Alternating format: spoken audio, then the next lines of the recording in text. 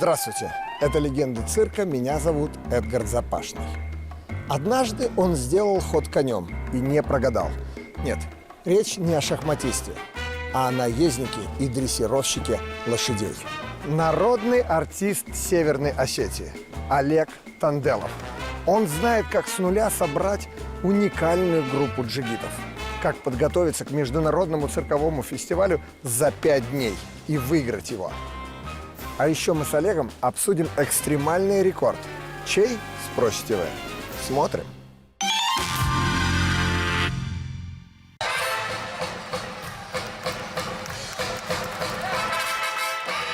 Предельное внимание. Вот что нужно при просмотре номера джигитов Олега Танделова. На большой скорости артисты выполняют сложные пролазы под лошадью, обрывы и другие зрелищные элементы.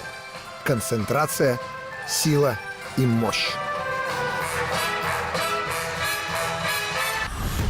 За гранью возможностей. Новая рубрика «Удиви Запашного». Сейчас модно стало двигать самолеты. В погоне за мечтой. Как стать артистом цирка. Взял лопату, скопал манеж на открытом поле. Мужчины не плачут, мужчины огорчаются. И человек либо же упадет под копыта, либо же вылетит в зрительный зал.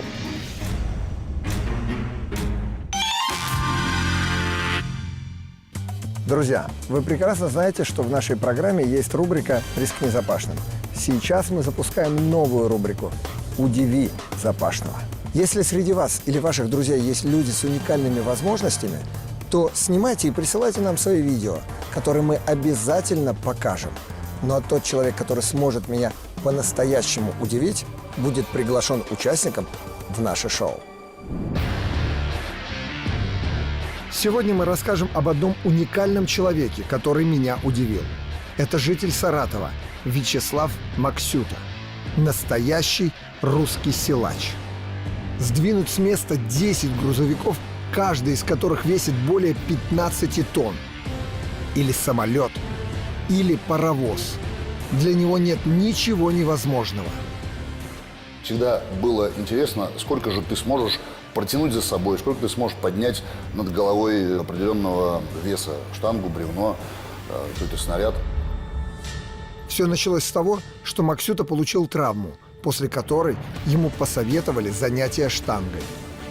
Потом в его жизни появились пауэрлифтинг, бодибилдинг и желание участвовать в выступлениях силачей. Почти сразу Вячеслав стал занимать первые места на чемпионатах по экстремальным видам спорта. Вначале сдвигал с места автомобили, затем взял планку повыше. Сейчас модно стало двигать самолеты, но вот у меня был рекорд. Я сдвигал самолет весом 47 тонн, черный тюльпан, Ан-12, мне кажется.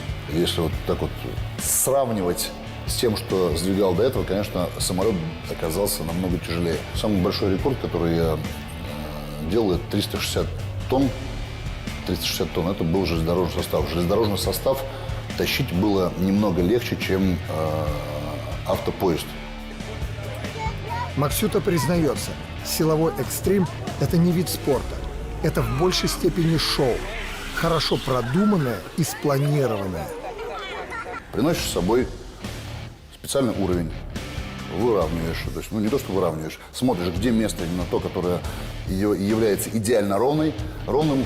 После этого уже выставляешь машины, далее цепляешь, обычно мы всегда цепляем такой мягкой сцепкой, для того, чтобы сначала ты сдвинул один снаряд, потом благодаря натяжению сдвигается второй, третий и так далее. Если говорить, опять же, о сцепке из автомобиля и сцепке из вагонов, то сдернуть железнодорожный состав, конечно же, сложнее. Дальше тащить его легче. 23 автомобиля весили порядка 17 тонн. Да. Посмотрите, 17 тонн было так же тяжело стащить, как и 360 тонн. Вячеслав Максюта – настоящий русский богатырь. Такой силач по праву может выступать на арене цирка. Это мнение профессионалов, которых, как и меня, поразили его талант и трудолюбие. Ну вот смотри, очевидно, что лошадь сильнее человека, правильно? Ну, ясное дело. А здесь смотри, что творится. Человек тащит. Человек тащит, но я не уверен, что лошадь сможет протащить такое количество грузовиков. Принято говорить лошадиная сила, правильно? Да. И, скорее всего, сколько людей в одной лошадиной силе, да? Ну например? да. А здесь, мне кажется, можно по-другому порассуждать. Сколько лошадиных сил вот в таком человеке. Ну вот как ты думаешь, чтобы протащить такое количество грузовиков, сколько лошадей надо? 5-10 лошадей. Сколько надо, чтобы протащить? 15 лошадей. 15 лошадей. Ну да, я так думаю. Здорово, мужик. Здорово, здорово. От природы дар. Надо признаться, Вячеслав своими рекордами меня удивил настолько, что я бы и сам с удовольствием поучаствовал в чем-то подобном. Но Я немножко побаиваюсь делать какие-то рекорды. Возможно, я что-нибудь еще потаскаю, но это будет уже не как рекорд, а как просто показательное выступление, которое будет уже иметь совсем другой оттенок и для зрителя, и для спорта в целом. Ставить рекорды уже, честно говоря, не хочу. Не хочу, не буду.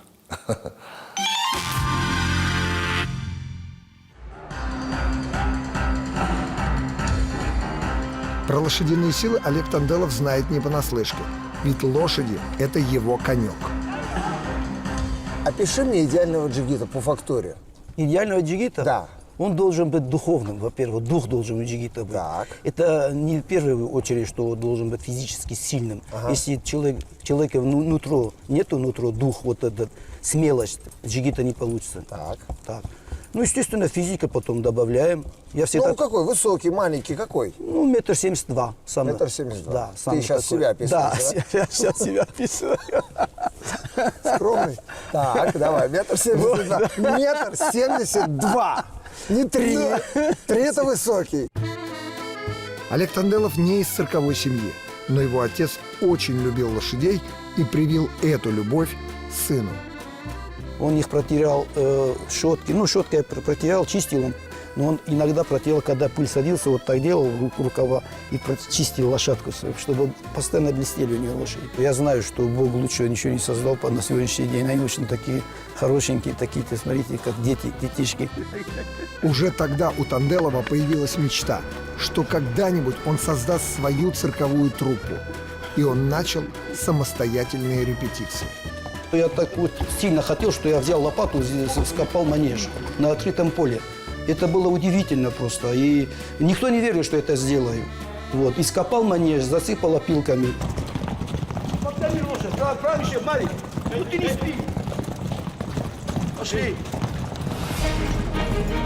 Вскоре, чтобы сделать собственный конный аттракцион, молодой джигит-самоучка начинает искать людей в свой номер. Труппу сделать очень легко, то есть купить лошадей, там приобрести, набрать людей, но потом ее удержать очень сложно.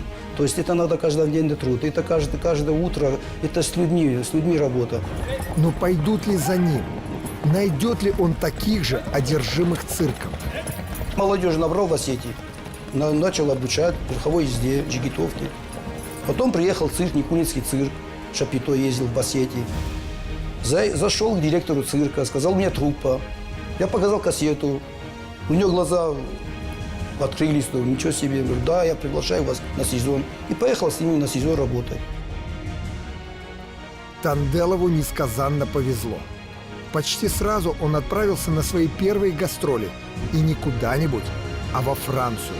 Да еще и в программе с самим Олегом Поповым. Он и сам не верил, неужели его мечта начала сбываться? Труд, только труд. Желание. Если у человека желание есть, но жанр, джигитовка очень сложный жанр, честно говоря. Там работают мужчины, ребята со своими амбициями. Танделов только успевает войти в рабочую колею, как вдруг на зарубежных гастролях получает травму. Я в Германии так упал один раз с лошади, что меня забрали прямо за кулисной части в госпиталь. Я упал со стоек, на ногах стойки, лошадь чуть подорвал, и у меня ноги сошли. Я упал прямо на барьер и попал прямо в копчик. Нерв защемил, все, я не двигаюсь, ничего, и повезли меня в госпиталь. Ушиб был настолько сильным, что что врачи посоветовали Олегу навсегда забыть о джигитовке. Неужели все, что он делал до этого, ради любимой работы, все зря? Нет. Если он и уйдет из цирка, то точно не сейчас. Олег сбежал из больницы и уже через несколько дней вновь вернулся на манеж. Я, знаете, как себе решил? Вот если Бог мне даст до 70 лет дожить, если я буду еще в цирке работать, я до 70 лет доработаю, и потом скажу, вот, арабник, вперед. Надо все красиво делать. Артист сменил несколько коллективов, а затем вновь собрал свой собственный. К работе подключились жена Олега и старший сын Арсен. Сегодня в его арсенале сложные и красивые трюки. Например, пролаз под животом лошади. Все должно быть под контролем, так скажем. Потому что если ты расслабишься на таком трюке, тебя просто стащит вниз или вынесет наружу от скорости. И человек либо же упадет под копыта, либо же вылетит в зрительный зал. Именно это и случилось во время выступления в Санкт-Петербурге. Арсен, не доделав элемент, оказался прямо под копытами лошади, на которой работал.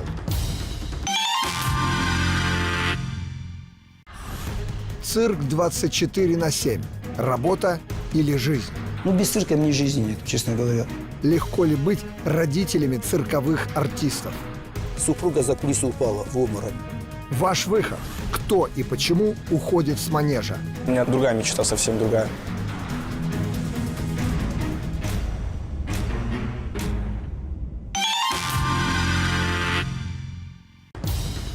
Когда я в манеж выехал, зарядился на подживот, как оно должно быть. Когда я спусковую ручку взял и полез, у меня на глазах стемнело. Я вообще ничего не понял, как это было, что произошло вообще. И пришел в себя окончательно уже в реанимации. Перелом ребер у меня с левой стороны вот здесь вот. Потом у меня большой ожог, на спине с левой стороны, сотрясение мозга. Разбил правое ухо, зашивали, и травма в легких. Что в этот момент ты чувствовал как отец? Эдгар, это было вообще что-то такое, что я ничего не мог сделать. Я в манеже, кровь течет. Короче говоря, когда крикнули зал, так стих, так вообще тишина.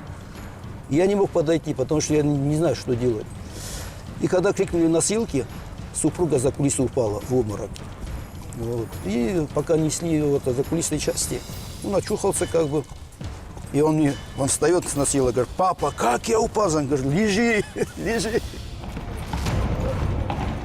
Но даже тогда Танделов не опустил руки. Наоборот, он для себя решил, что сын будет продолжать выступать в номере. Позже к нему присоединится и младший. Оба будут работать с ним. И не спустя рукава, а делать самые сложные трюки. А делаю сам я обрыв. Это когда я цепляюсь ногой за стремя и ложусь на манеж. Потом обратно поднимаюсь. Ты очень далеко от седла висишь. Вот ты висишь на полу, и надо тебе обратно залезть. Это очень сложно.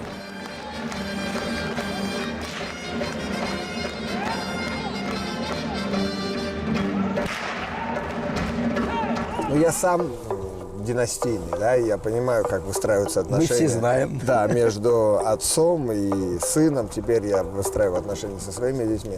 А вот в твоем номере, в групповом, когда у тебя много партнеров, и среди них есть дети, правильно?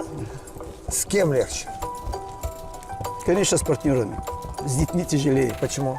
Я не знаю, потому что их мама защищает.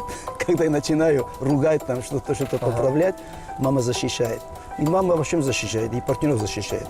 И в том числе, и, конечно, сыновей. А с кого ты требуешь больше? Со старшего, конечно. Со старшего сына.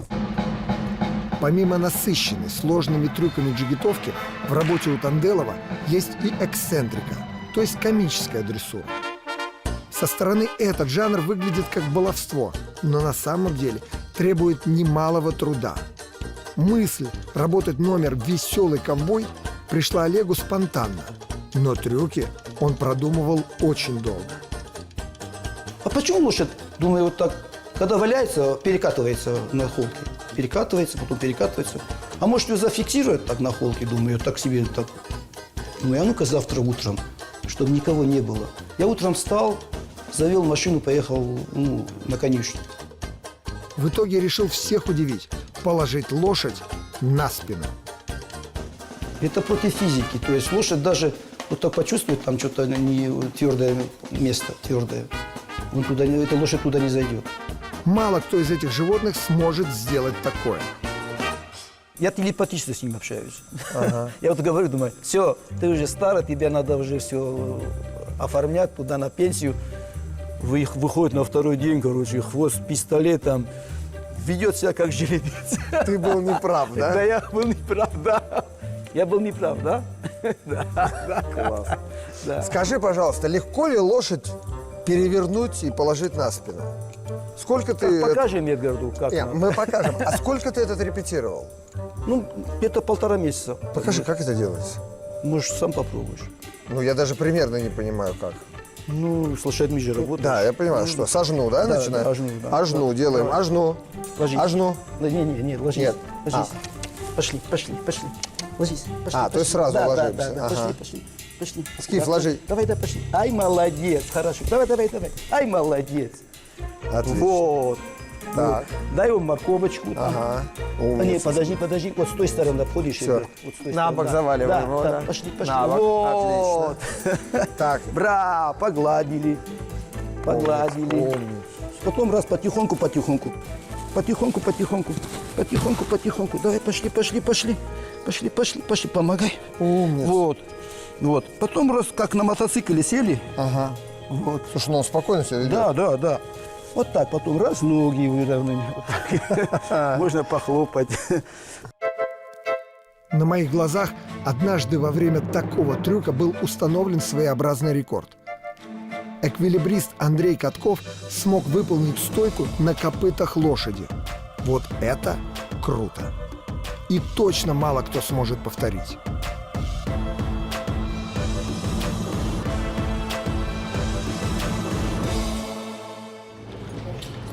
Ай, молодец! Давай, Сталин, молодец! Да, это молодец такой умный. Танделов никогда не рвался на фестивале. Говорит, работает не за призы. Но однажды не смог устоять, когда его пригласили на очень известный фестиваль в Италию, в город Латино. Рискнуть и поехать. Ведь обычно на подготовку к такому мероприятию дают минимум полгода. У Танделова было 5 дней. Он согласился. Для него это была проверка на прочность самого себя. Первопроходцем был в Италии, Латино. Вот там есть этот президент фестиваля, Монтико Фабио. Вот, он мне звонит, говорит, я специально для тебя покупаю манеж с пистой. Вот. Я приехал первым джигитом, я был там в Латино.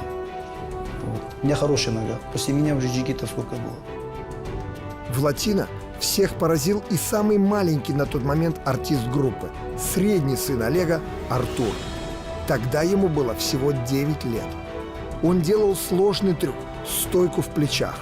Только представьте, и это на большой скорости. Джигитовка ведь не количество трюков. Джигитовка в качестве трюков. И вот эта картинка, что была. Вот когда гармошку тянешь, если мех до конца не дотянул, там нота не так звучит. То есть это вот должна вот один механизм. К своему удивлению, Танделов получил в Латино ни много ни мало, а гран-при. Это была его первая столь значимая награда. Я такой, аж мурашки, думаю, ничего себе, думаю, надо же, аж не верилось, честно говоря. Но тогда и подумать никто не мог, что спустя несколько лет этот трюк едва не приведет к трагедии. На одном из выступлений Артур сорвался. Получилось так, что я сижу у папы на плечах, и когда он мне говорит команду, я прыгаю на плечи ему, становлюсь и поднимаю 2 флага. Получилось так, что лошадь спотыкается и падает. Я вместе с ней лечу вниз и ломаю 2 руки. Еще умудрился зубы себе выбить. Он с колонны. То есть человек С плеча. сидит, да, с плеча, и лошадь подскользнулся, он, короче, вот так как скакали, так вот так упали на зрителя. И, короче, руки сломал. Гипс. Ну, как отец чувствует? Ну, конечно, посидел на лет 10, наверное. Постарел, то есть. Стал более внимательно относиться к ним? Ну как? А здесь от этого не зависит. Внимательно, невнимательно. Это доли секунды. И нам же надо двигаться. Конечно. Такая работа, да? Такая работа, что сделаешь? Родители настояли, чтобы Артур больше так не рисковал и отказался от опасного трюка. Джигитовка, хоть ему и по душе, но ставить на кон свое здоровье и жизнь парень не готов. Тем более, что не планирует, как отец или старший брат, связывать навсегда свою жизнь с цирком. Другая мечта, совсем другая. Я хочу стать строителем, инженером-строителем и построить папе цирк. Вот такая у меня маленькая мечта есть. Потому что он видит, как я цирк люблю. Ну, без цирка мне жизни нет, честно говоря. Олег не давит на сына, даже наоборот поддерживает. Ведь он сам когда-то жил мечтой, которую сумел осуществить. Я хочу, с одной стороны, чтобы они продолжили, конечно. Но подтянут ли они на таком уровне и время какое будет? Это же зависит всего от времени, от напористости, от характера зависит человека. Сегодня сам Олег Танделов не делает в джигитовке сложных трюков. Работает молодежь. Он руководитель номера и центровой. Ведет лошадей и первым видит всевозможные опасные моменты, а значит, способен большую их часть предотвратить. Есть контрфальш. Это передними ногами тоже плохо бежит. И задними ногами. Они могут засечь друг друга, ноги, задние ноги, передние, и может лошадь завалиться. Это очень страшно. Я даю команду, лошадь идет фальш, переведи. Даю команду. Зритель не слышит, а он меня слышит. Потому что там музыка, галоп, галопат и вот эта аура. И он меня слышит, он переводит. Кажется, он уже добился всего, о чем когда-то мечтал. Но впереди еще много работы и новых задумок, которые Танделов пока держит в секрете. Среди них будут уникальные трюки, а, возможно, даже и настоящие рекорды.